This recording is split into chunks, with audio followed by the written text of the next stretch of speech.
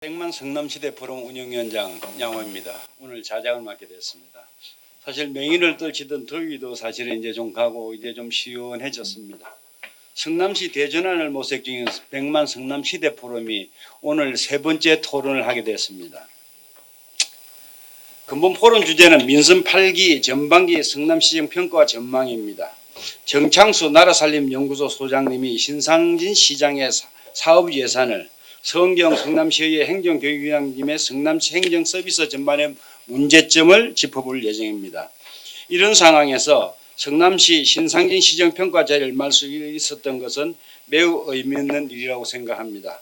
특히 학교 밖 청소년 교육활동에 열심인 김정삼 뉴스바람개비 대표, 이희의 성남환경운동연합 사무국장이 패널로 참가해 성남 시민사회의 생생한 목소리를 들을 수 있는 자리가 되었습니다.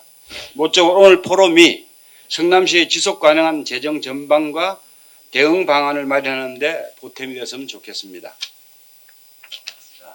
사실 정창수 소장님의 발제 내용처럼 지방자치단체는 세입 예산과 세출 예산의 문제점을 타기 위해서는 한정된 재원을 효과적으로 사용할 수 있는 방안을 검토하여 예산의 편성과 실행을 통해 시민의 삶이 행복할 수 있게 해야 될 것이라고 생각을 합니다. 또 말씀하셨고요. 다양한 자료를 가지고 말씀했습니다. 서은경 행정교육위원장님이 민선 8기 전반기 성남시정평가를 통해 청년 기본소득, 성남의료원, 사회적 경제, 주민자치, 지역경제 활성화, 문화예술 및 사회적 거버넌스의 문제점을 짚어주셨습니다. 오늘 질의응답은 토론자 전부 다 끝나고 나서 한목에 받도록 하겠습니다. 두 분 발제에 있어 두 분 토론자 발표가 있겠습니다. 먼저 이희의 성남환경운동연합 사무국장님의 토론을 듣겠습니다. 네, 방금 소개받은 성남환경운동연합 이희예라고 합니다. 사실 저는 웹자보에서 제 이름이 두 번째로 되어 있어서 전 두 번째로 할 줄 알고 있었는데 제가 첫 번째네요. 네. 사실 이제 민선 8기 이제 성남시 신상진 시장님이 보통 처음에 이제 공약으로 내세운 부분이 창의적인 문화로 선도하는 명품 그린 도시 성남을 만들겠다라고 하는 문구였습니다. 그래서 보통 우리가 이제 생각을 할 때 명품 그린 도시라고 하면 보통 대부분이 명품이면 뭐 삶의 질을 높이는 또 우리가 생각하는 어떠한 그런 모습이 있을 텐데 좀 그러한 모습과 다른 약간 환경 정책들을 추진하는 모습을 볼 수 있었는데요. 사실 이제 성남시는 모두가 다 아시다시피 이제 재개발, 재건축 이슈가 강하지 않습니까? 이제 이러한 상황에서는 성남시에서 명품 그린 도시로 만든다라고 하면 기후 변화로 인한 영향이나 그리고 또 기후 변화로 인한 충격을 완화하고 적응하기 위한 정책을 추진을 해야 되는 게 맞습니다. 그러한 도시가 지속 가능한 도시고 명품 그린 도시라고 할 수 있습니다. 그리고 이제 성남시 신창진 시장이 취임을 하고 나서 2022년도 8월에 성남에 비가 엄청 많이 왔습니다. 그래서 시간대로 100mm 정도까지도 많은 폭우가 와서 피해가 컸었고요. 그 당시에 시장님은 2022년 특별재난지역 선포 촉구 기자회견에서 어떤 말을 했냐면 폭우, 폭염 등의 기후재난은 지역과 사람을 가리지 않고 찾아온다고 했고 이와 같은 기후재난을 피하기 위해서라도 명품 그린도시 성남을 만들어서 도시의 지속 가능성을 높여야 한다라고 했습니다. 근데 이 명품 그린도시와는 상반된 정책들을 추진을 했다라고 제가 말씀을 드렸는데요. 그러면 한 가지 좀 여쭈고 싶은 게 명품의 반대말이 무엇인지 아십니까? 네. 좀 제가 이제는 한번 명품 그린 도시라고 했을 때 제가 생각한 명품과 좀 다르게 추진된다라고 했을 때 제가 어떠한 단어를 사용하면 좋겠냐라고 이제 사무실에 같이 좀 활동하는 분께 여쭤보니까 짝퉁이라는 말을 썼거든요. 그래서 지금 신상진 시장님이 추진하는 환경 정책은 명품 그린 도시를 만드는 것이 아니라 짝퉁 그린 도시를 만드는 게 아닌가라는 생각을 했고, 그러한 의미에서 저희가 이제 그린워싱 정책이다라고 많이 했는데, 그린워싱이라는 말이 시민들한테 많이 공감을 좀 얻어내지는 못하는 것 같아서, 그러면 명품의 반대말은 그럼 짝퉁이면은 이게 짝퉁 그린 도시 정책들을 추진하고 있나? 라는 생각을 했고요. 그러한 관점에서 제가 그런 사례들을 조금 말씀드리려고 합니다. 우선 이 명품 그린 도시와 함께 제일 많이 사용되는 단어가 르네상스라는 말이고요. 그래서 이제 성남에서 좀 중요하다라고 하는 자연을 말씀을 드리면 탄천이 있을 수가 있고요. 그 다음에 율동공원을 좀 대표한다라고 할 수 있습니다. 그래서 그것과 관련돼서도 좀 성남시 예산이 많이 투입이 되고 있는 부분이고, 그래서 탄천 르네상스, 율동 르네상스가 신상진 시장의 대표 공약으로 많이 좀 내세워지기도 했습니다. 그런데 이제 신상진 시장은 그 탄천을 명품 탄천으로 재창조해 문화와 자연이 어우러진 탄천 르네상스 시대를 열겠다고 했는데, 실질적으로는 탄천 태행 세태 시대를 열었다고 저는 생각을 하고, 탄천의 자연성을 훼손하는 개발 이주 사업으로 탄천을 모두가 사용하는 탄천을 특정 연령대 특정 대상 중심의 유원지로 만들려고 한다고 저는 생각을 합니다. 그래서 보통 특정 대상을 위한 파크 골프장, 어떤 특정한 그러니까 반려견 놀이터, 파크 골프장, 테니스장, 이렇게 탄천이 공유재이고 공유 공간인데, 이런 것들을 조금 나눠서 특정 연령층만 사용할 수 있는 공간으로 유원지화 시키고 있다라고 저는 생각을 하고, 이렇게 유원지화 만들고 공유재의 성격을 훼손하는 이런 정책에 210억 원을 지금 사용을 하고 있습니다. 예산이 이렇게 책정이 되어 있고요. 그리고 또한 저희가 율동 르네상스라고 해서 율동 생태문화 공원 조성 사업을 추진을 하고 있는데요. 사실 이제는 성남시에서는 그동안의 환경정책으로 자연환경 모니터링을 지속적으로 꾸준하게 하고, 그러한 기반으로 네이처링과 함께 생물다양성 증진에 의한 여러 가지 효과나 성과를 내고 있는 중이었습니다. 그래서 신상진 시장은 2024년 이클레이 세계총회에서 성남시의 생물다양성 보존정책 등 우수 사례를 발표를 했고요. 이 당시에 도심의 무분별한 개발 방지 및 도심 속 생물다양성 증진에 의해 성남시 도시생태현황지도 구축 사업을 소개하고, 지속가능하고 회복력 있는 도시 조성을 위한 공공기관 기업 시민의 ESG 활동 필요성을 강조했는데요.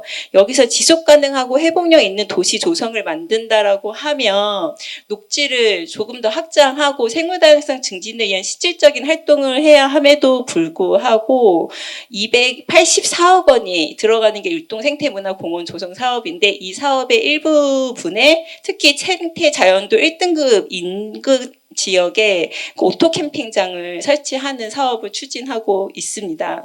이 오토 캠핑장이 설치되는 곳은 이제는 생태 자연도 1등급 지역과 단 5.8, 그러니까 생태 자연도 1등급 지역 인근에 있고요. 주거 지역과도 가깝고요. 영장산과도 가깝고요. 조금 더 가면 반딧불이랑도 있는 곳이고요. 근데 그곳이 기존에는 대지로 했더라도 이러한 정책 방향을 가지고 있다라고 하면 그곳을 녹지로 공원화 해서 많은 사람들이 쉴 수 있는 약간 그런 곳으로 좀 만들어야지 됨에도 불구하고, 이것 역시도 특정 연령대만 사용할 수 있는 특정 대상만을 위한 오토 캠핑장을 설치를 하려고 하고 있습니다. 참고로 이제 성남시 관내에 있는 생태자연도 1등급 지역이 단 4%밖에 안 되고 있습니다. 약간 이러한 부분에 더불어서 또 하나 그 성남시는 윤석열 정부와 같이 제로부터 안전한 하천 정비를 하겠다라고 했고 그래서 2022년도부터 2024년도에 제방 보축 하천 준설에 96억 원을 책정을 했습니다.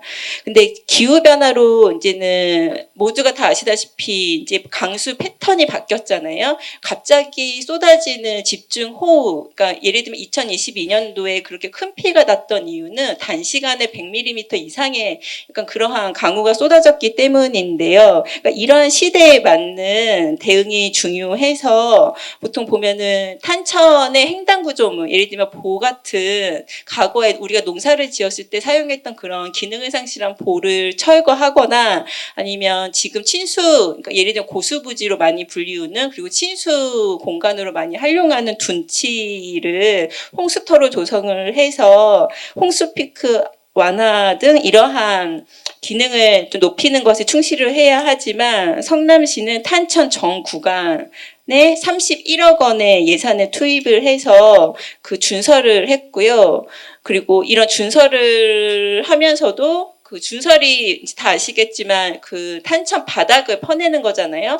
그런데 이제 탄천 바닥을 퍼내면 당연히 그 탄천에 있는 생물다양성을 훼손하고 생태계를 훼손함에도 불구하고 준설을 하면서도 생태계를 훼손하지 않겠다라고 말을 하고 있거든요. 그러니까 이러한 방식으로 지속 가능하지 않은 그러한 정책으로 예를 들면 강바닥에 31억 원의 예산을 버리는 거죠. 왜냐하면 매년 해야 되고, 왜냐하면 탄천은 바닥을 퍼내면 다시 쌓이고 이제는 퇴적되고 침식되는 과정이 계속 자연스럽게 이루어지니까요. 이러한 식으로 이제 재정의 지속 가능성을 떨어뜨리는 그런 정책들을 좀 계속 추진을 하고 있습니다. 저는 지금 성남시의 좀 대표 자연자원이라고 하는 율동과 탄천을 중심으로 해서 왜 이제는 시장이 명품 그린 도시로 만든다라고 하지만 이런 것들이 명품이 아니라 짝퉁 그린 도시로 만들고 있다라고 하는 약간 그런 사례로 해서 말씀을 드린 거고요. 참고로 이제 성남시가 이제 탄소 중립 실현을 위해서 여러 가지 이제는 조례나 제도들을 만들고 있고 이제 우리 단체는 그 시민들과 같이 기후 예산 강좌를 열어서 좀 성남시 예산과 기금을 약간 그 기후 변화에 미치는 영향을 분석하고 발표하려는 그런 자리를 만들고 성남시에 정보 공개 청구도 하고 했지만 성남시가 자료를 주진 않더라고요. 정보 공개 청구를 해서 2번이나 하고 다른 지역에서는 이제는 중앙행심위에서 이제 공개하라고 하는 공개 판결이 난 자료임에도 불구하고 성남시가 주지 않아서 저는 이러한 부분들에 있어서도 어쨌든 신상재 시장의 불통행정이나 약간 그런 부분과도 연계가 되어 있지 않나라는 생각이 들었습니다. 이상입니다. 네, 수고하셨습니다. 이에 성남환경운동연합 사무국장의 발표처럼 성남시가 사실은 성남시 환경정책이 보이기 위한 환경정책이 아니라 시민들이 일상 속에서 사실 피부로 느낄 수 있는 이런 환경도시를 만들어야 되겠다는 말씀인 것 같고요. 사실 기후변화 대응 이거 굉장히 전 세계적으로 심각한 문제입니다. 이게 그냥 누구도 모르는 이런 순식간에 일어나는 일에 대한 대비라든지 이런 부분들이 좀 고민을 하셔서 성남시 시민들이 이 기후변화 위기 속에서 아니면은 살아가는 삶 속에서 환경적으로 굉장히 행복한 시간을 가졌으면 좋겠다는 말씀으로 생각하겠습니다. 이어서 김정삼 뉴스바람회 대표님의 토론을 듣겠습니다. 네, 안녕하세요. 저는 그 사회적 기업 뉴스바람개비를 운영하고 있는 김정삼이라고 합니다. 앞에서 소개해 주셨는데 저는 지역에서 이제 초중고를 나와가지고 청소년, 청년 교육 관련 사회적 기업을 여태까지 좀 운영하고 있어서 저는 좀 현장의 목소리 중심으로 좀 말씀드리도록 하겠습니다. 일단 우리 정창수 소장님 말씀을 좀 쭉 듣다 보니까 사실은 성남시 예산을 짜는 주인은 누구인지 좀 생각을 한번 해보게 됐습니다. 그리고 과연 그 시민의 참여는 어디에서 좀 보장이 되고 왜 그 취약계층 시민의 목소리나 예산은 줄어들고 있는가 뭐 이런 좀 고민을 좀 생각을 좀 해보게 됐고요. 그거보다 오늘 설명을 좀 듣다 보니까 우리 남는 돈이 너무 많구나. 거의 4조 5천억 정도 평균 하면 한 20% 정도, 그러니까 주로 한 6천억 정도가 이렇게 좀 매년 잉여금으로 남는다고 생각을 하니까 그 얘기는 굉장히 기획력이 떨어지는구나, 이 정부 자체가. 이런 생각을 했고, 그거는 이제 실은 이제 성남시 주인이 시장님이 아니고 우리 공공과 민간이 함께하는 시민이라고 생각하면 시민도 조금 감시를 좀 많이 해야 되겠구나, 이런 생각을 좀 하게 됐습니다. 제가 우리 정창수 소장님이 발견하지 못한 그 전반기 그 예산을 한번 갖고 와봤는데요.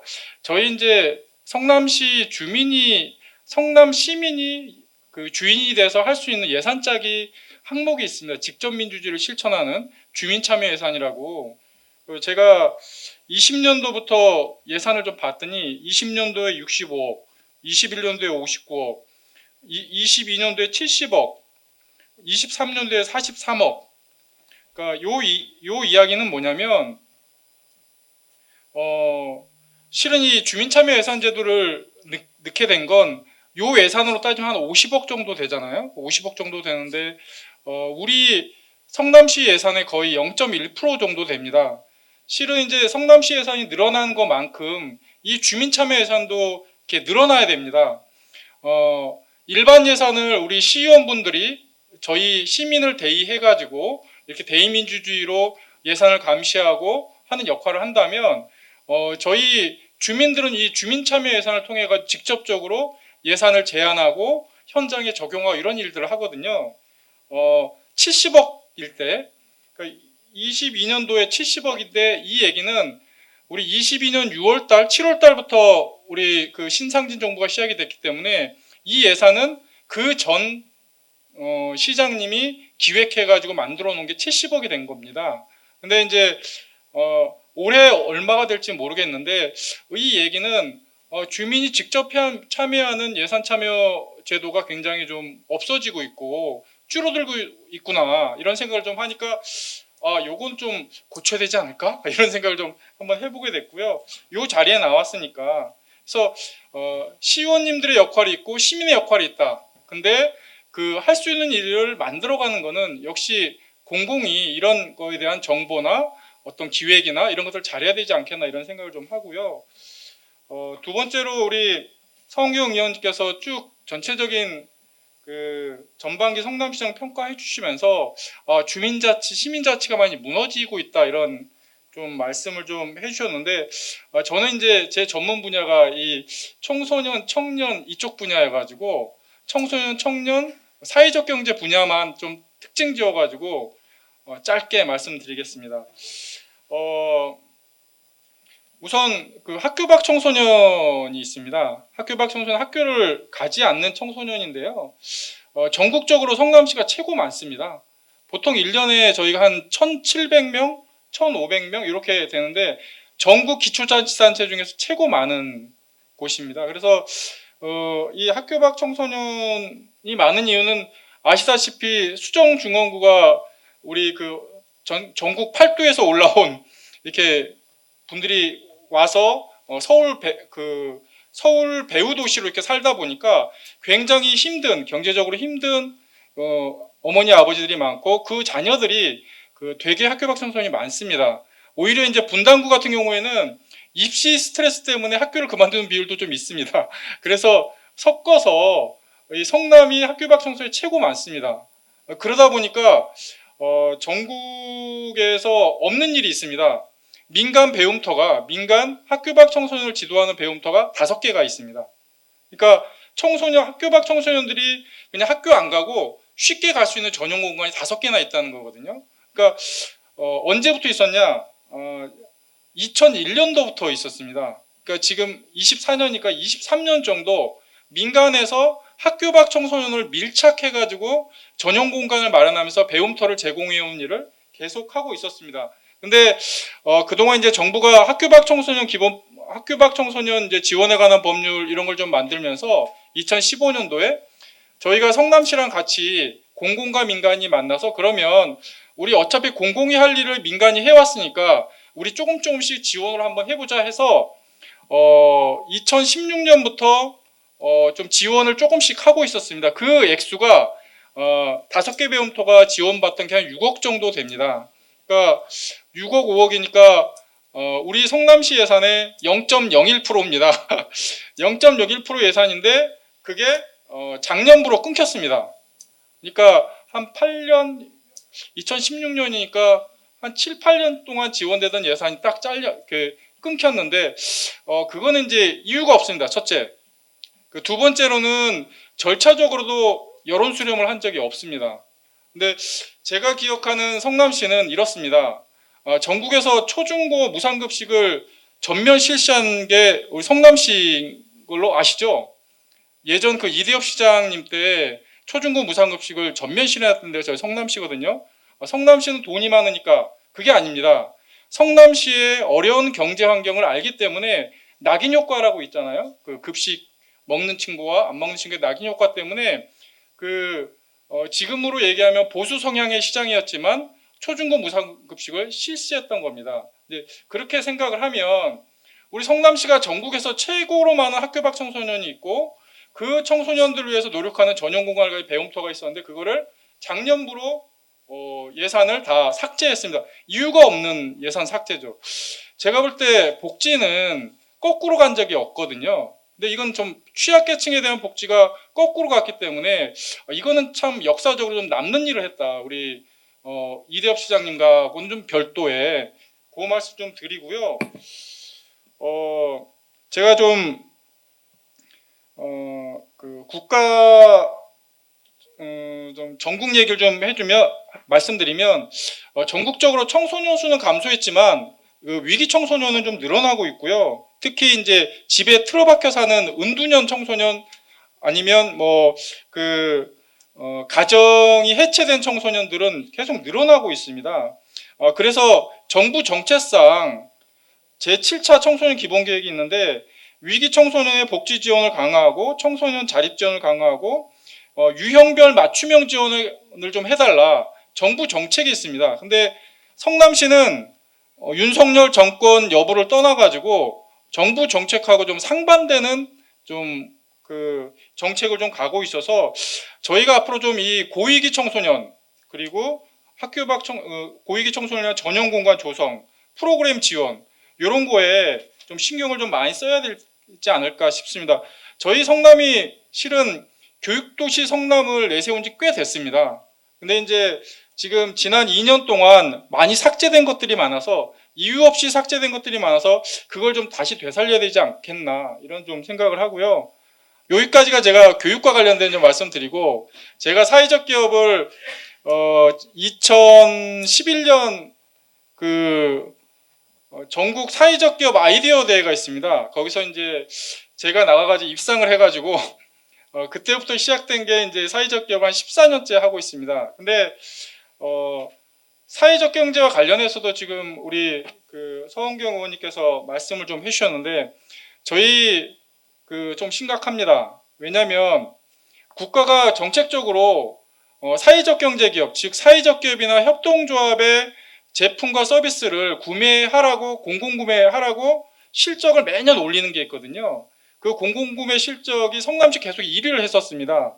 근데 지금은 이제 공공구매를 이야기하지 않습니다. 가는 저희 장애인 보조기구를 만드는 사회적 기업이 한 군데가 있는데 다른 기초지자체는 다 사주는데 성남시만 안 사줍니다. 그러니까 이런 공공구매와 관련된 것들, 그리고 아까 말씀해 주셨지만 사회적 경제 창업 아카데미라든지 사회적 경제 한마당이라든지 그리고 사회적 경제 지원 센터 공간을 없앤다든지 실제로는 이 사회적 경제, 사회적 기업 협동조합 정책이 우리 언제 생긴 거냐면 이명박 대통령 때 사회적 기업 육성법이 만들어져 가지고 시행이 된 겁니다. 그리고 우리 박근혜 대통령 때 창조경제 차원에서 우리 협동조합을 활성화해라.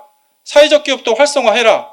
이런 차원의 정부 정책적으로 진행되던 일입니다. 근데 지금 성남시에서는 이거 자체가 좀 부정되고 있어요. 그래서 어떤 일이 발생하고 있냐면 사회적 기업이나 협동조합과 관련해서 부서에서 수의 계약하지 마라.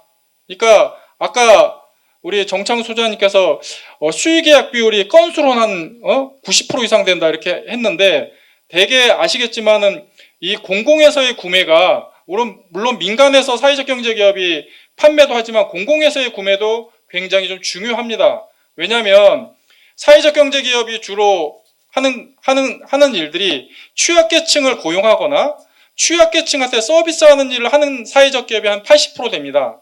그 외에 한 20%는 교육이라든지 문화라든지 여행이라든지 교통이라든지 시민의 삶의 질과 관련된 공익적인 활동을 하는 게 사회적 경제 기업이거든요. 그렇다면 이것을 시에서 활성화 안 할 일이 없잖아요. 이거는 진보와 보수가 아니라 정부 정책상 추진하는 일입니다. 그래서 옆에 용인 씨가 지난 27일 날, 용인 씨도 우리 같은 정당 국민의힘 시장님이십니다. 거기는 사회적 경제 창업 아카데미 했고 사회적 경제 한마당 했고 계속 그 용인시 자체 그 사회적 기업 아이디어 대회도 하고 적극적으로 이게 사회적 경제를 활성화하고 있습니다. 그러니까 그 예로 보면 이거는 시가 정책적으로 그 정부 정책에 반하는 행동이면서, 그리고 시에서 어느 정도 그동안 안정적으로 해던 정책들을 다 지금 좀 버리고 있는 게 아닌가 이런 좀 생각이 들어서, 저는 이제 사실은 이 민선 8기 성남시 시장님의 문제인지 아니면 그 참모들의 문제인지 아니면 공무원들의 문제인지 사실은 한번 돌아봐야 된다. 과연 성남시의 현재와 미래의 모습을 어떻게 그리고 내가 좀 살고 있는지 한번 돌아봐야 되는 거 아닌가 이렇게 좀 생각을 하고, 일단은 이런 사회적 경제 지원센터, 마을 공동체 지원센터 이런 것들은 실은 공공과 민간 사이를 잇는 다리 같은 역할입니다. 이 다리 같은 역할이 사라지게 되면 누가 남죠? 공공만 남잖아요. 공공이 일을 할 수가 없잖아요. 그러니까 이런 것들을 다시 좀 부활시켜야 되고, 사실은 공공의 역할이 있습니다. 공공은 목적 사업을 합니다. 오로지 시민만을 위해서 돈을 쓰라고 하는 목적 사업을 하고 있는데, 시민이 원하는 사업들이 뭔지, 시민이 좀 움직여 나가는 것들을 일상 체크하는 이런 그 센터가 있어야 되는데, 그런 부분들이 좀 많이 좀 없는 겁니다. 그래서 저는 이제 앞에 성경 의원님께서 주민자치, 시민자치에 대한 심각한 위기 이렇게 말씀을 하셨는데, 실은 남은 그 전반기 후반기도 비슷한 현상이 좀 만들어질 것 같다. 그래서 그런 것들을 좀 어떻게 좀 해나갈지 저희가 이 자리에서 좀 찝고 좀 알고 이렇게 움직여야 되지 않을까 이런 생각을 좀 하면서 이렇게 좀 마무리하겠습니다. 감사합니다. 네, 감사합니다.